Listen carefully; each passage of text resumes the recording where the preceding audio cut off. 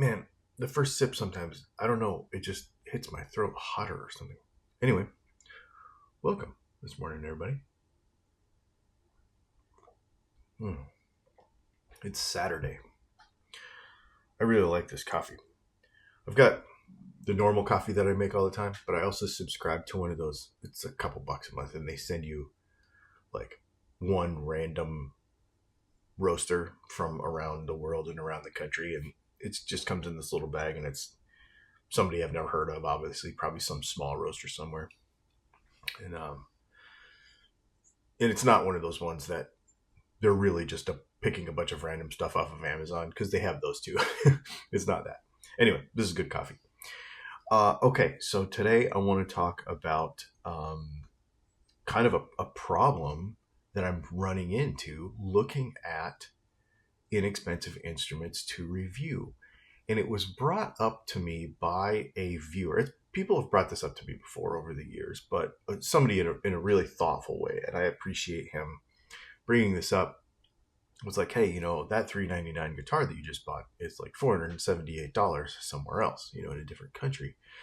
So it'll be difficult to actually say guitars under 500, guitars under 300, guitars under whatever. And of course, when we say budget guitar, I don't like to use that word because I do by accident, but intentionally, if I'm intentionally thinking about it, I don't like to use the word budget, because budget is what we're willing to spend on something, right? If it's outside of your budget, you're just not willing to spend money on it. It could be that you even have the money, but you're not willing to because you need to pay rent. It's a priority thing. And that's different for everybody, right? So what your budget is your budget is variable. A budget guitar then is variable. So it's just kind of a dumb term. So I don't like to use it. I will accidentally use it interchangeably with inexpensive or whatever else. Anyway, that's kind of beside the point. But instead of just saying, oh yeah, different guitars are different prices all around the world, which is a sort of elementary thing to say, I was like, let me kind of actually take on this perspective instead of just acknowledging the fact and then dismissing it because it doesn't apply to me. Looking into it a little bit more and, trying to really take on the perspective of other folks who are, who this it really affects, and to be fair, it did affect me on the last purchase of that Harley Benton, because it's not the first time I've ever had to pay tariffs. I pay tariffs on parts, on magnets all the time, and it's hundreds of dollars each time. So, but to think about the fact that every country is different, right? So when you say a $500 guitar, where are we talking? What country are we talking? US, UK, Australia, Canada, Brazil, Japan.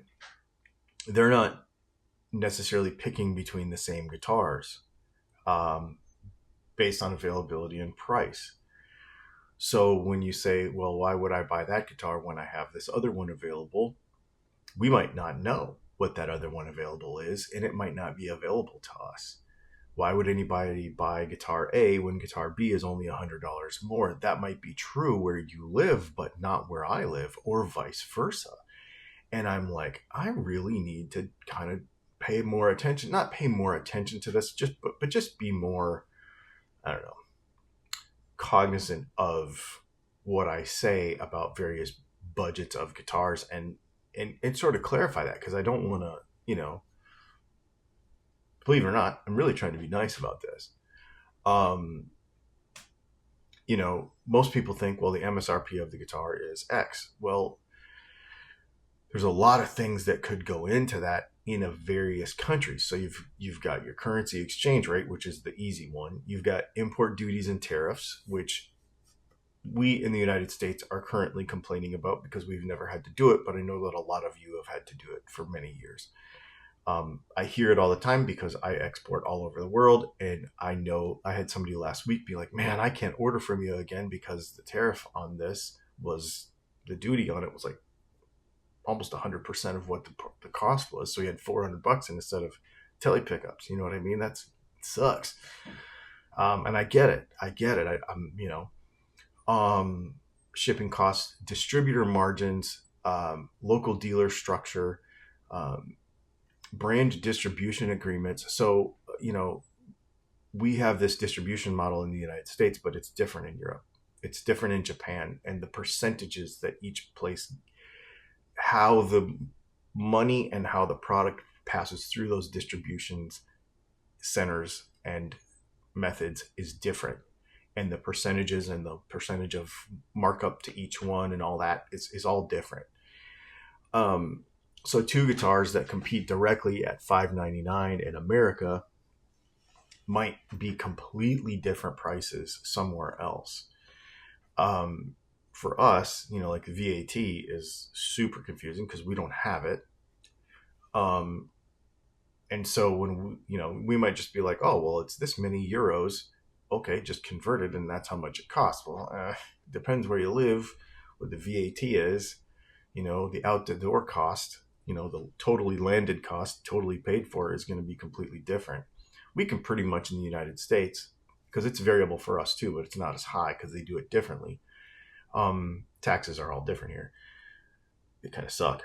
So, where I live, my sales tax is 8%. So I have to pay 8% of whatever the product costs as sales tax. Well, you might pay 7.25% where you live, or 9, or whatever it is around the United States, but it's fairly trackable. Where the VAT thing, I don't understand it. I'll just tell you I don't understand it. I don't need to really. I don't live there, but if you want to explain it actually in the comments, that would be cool. I would like to have the additional perspective to be honest. Well, so yes, I would like to say I would like to understand it.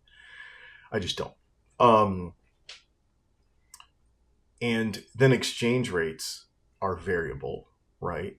So think about 3 guitars: a $500 guitar, a $650 guitar, and an $800 guitar. Somewhere else, those could be like $650, $750, $1,100, and $950. You think about what the Australian dollar or the Canadian dollar right now is in comparison to the American dollar. It's bonkers. For those of you that live in those places, put your current, at the time of making this video, exchange rates in the comments if you can, and maybe even tell us where it's gone in the last year and how it's affected your purchases, because I can imagine that makes a huge difference. Even when I hear people, there's a watch creator, or like a watch YouTuber that I watch in Australia, and the prices that he mentions are crazy compared to what I pay. Now, I don't know what that means. We'll get into that in a minute, but I'm just saying, it's just way different. So people hear numbers and they just might be completely surprised. Where the brand comes from matters. So this was an excellent example of this is Harley Benton. So everybody was like, hey, the Harley Bentons that we had, that, we live in Europe, and they're $299 to the door with whatever, $10 shipping or whatever. I don't even remember. Maybe it was free. And they could return guitars super easy, right? Like, I can't do that. So that completely changes the value proposition for me, right? And people get very upset that I say it's not worth it for me, but it's because the circumstances are different. And you may have the same exact problem with American products. So you might have, if you live in Europe, I don't know, I'm just making stuff up here, but, and you could maybe get in the comments and tell me, is it, in comparison, is it more expensive to get an American guitar in Europe, or is it more expensive to get like a Japanese guitar in Europe? Right? Like, I don't know the answer to that because I don't live there, but these are things that I've not thought about enough. Like, this is why I'm talking to you about it this morning, because it's like, whoa, that definitely matters. And so, we'll just buy this guitar instead of that guitar. Well, you might not have that guitar. So I just want to be more thoughtful about how I talk about this stuff because of that,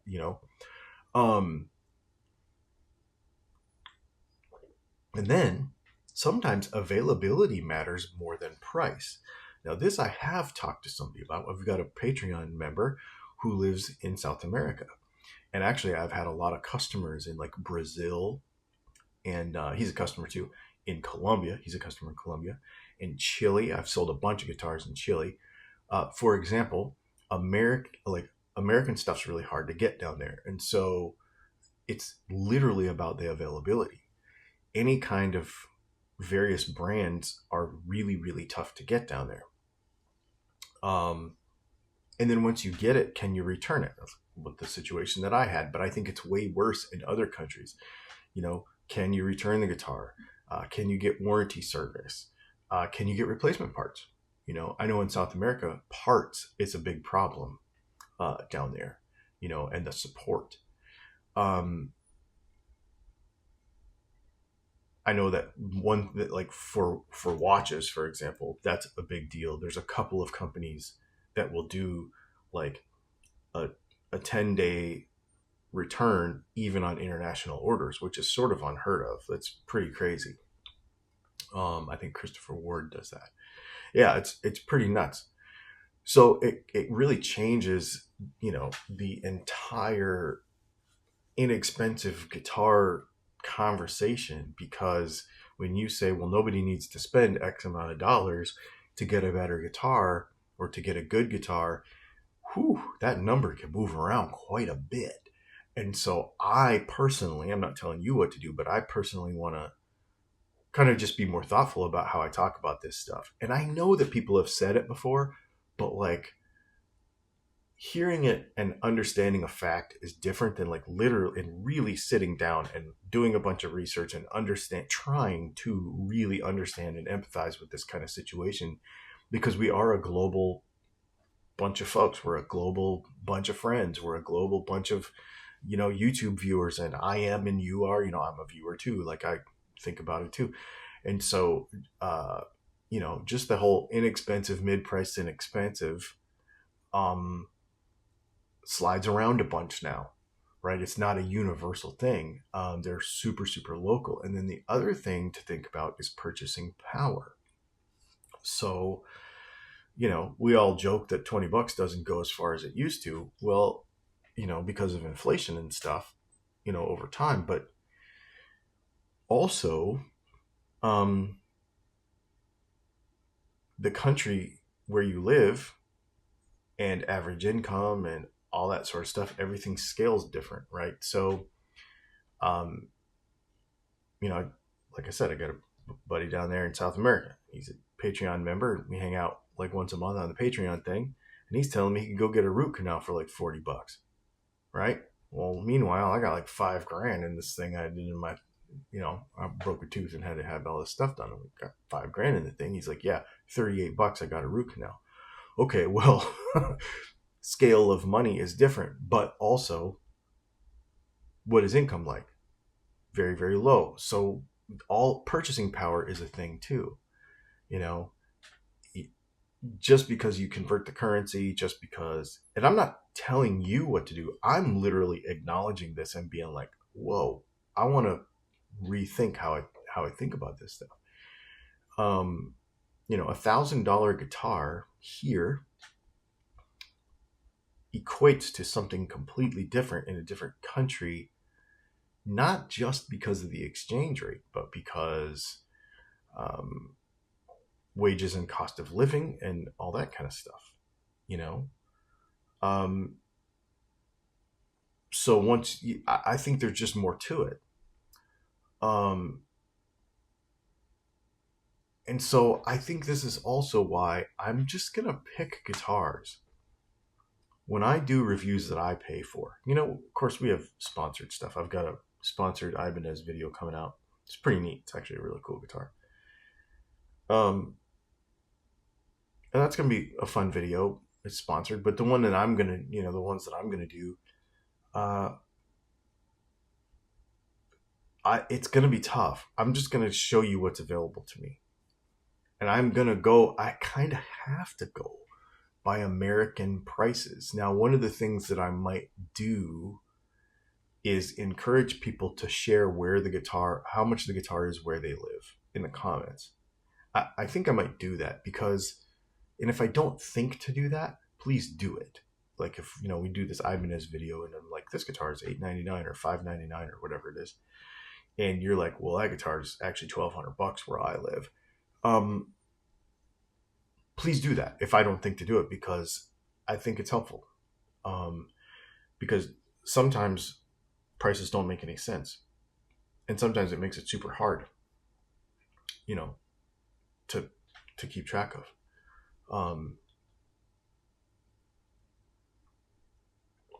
Yeah.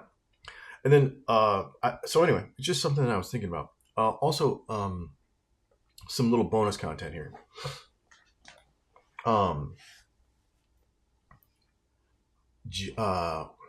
Jace Allen bought the same Harley Benton and bought the same moisture meter that I bought.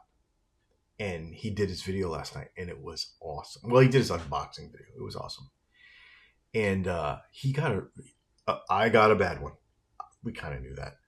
And his was really good. Even he didn't make comments on some of the issues that I saw that I had, but I could see while he was working on his guitar or showing his guitar that he did not have the same issues that I had.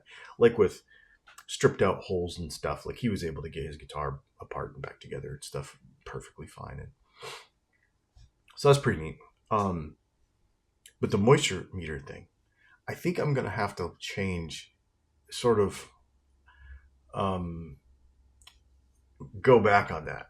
I wanted to do tests in every video of all the guitars. Here's the problem. That one guitar that I had was super high, right? 18% or something. And then every other guitar that I've tested has been like 5%, 3 to 5%, something like that. The Harley Benton that I have, I check it today after it's cut in half in the same place after sitting like that for a while, and it's down to like 11. Okay. So it is slowly drying out. Obviously it's cut in half, so that helps. So when Jace Allen Guitar did his video last night, he tested his at 8%. And I'm like, oh, well, I mean, that's the high side of good-ish, but it's not terrible. It's for a budget guitar that kind of makes sense. I'm cool with that. It makes sense to me. Awesome. And then he tested a bunch of other stuff. He tested another guitar, I think, and maybe a piece of wood and another body or something. And they were all 8%. All mine have been like 3 to 5%.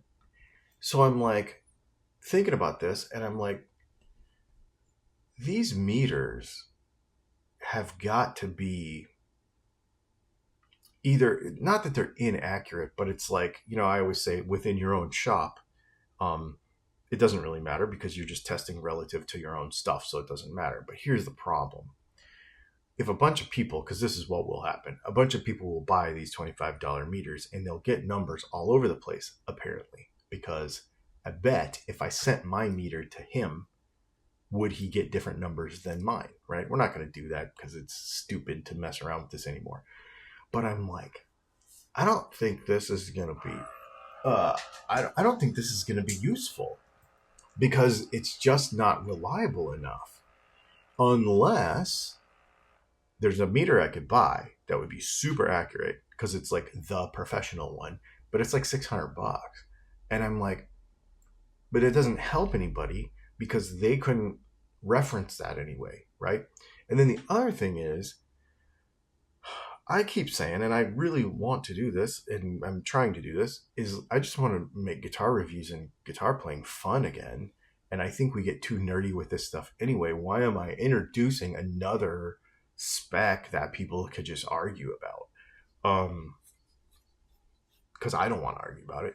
So I'm like, and then I see his stuff and I'm like, it's just not, there's a consistency problem there that could be an issue or is an issue that would just further confuse people, I think.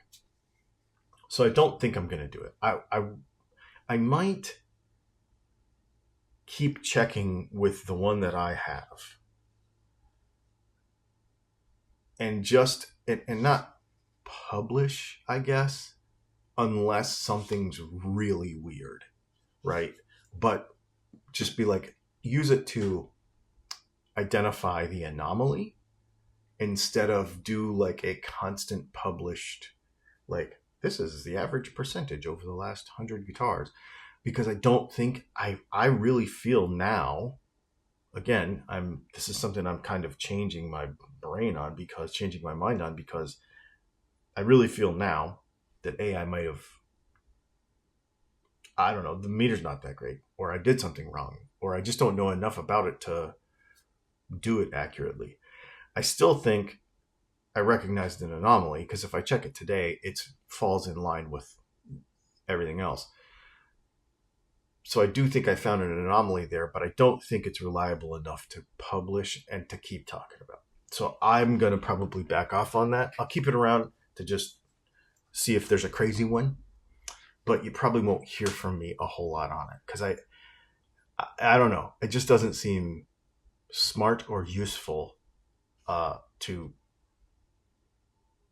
keep bringing it up. So anyway, there you go. That's what I got.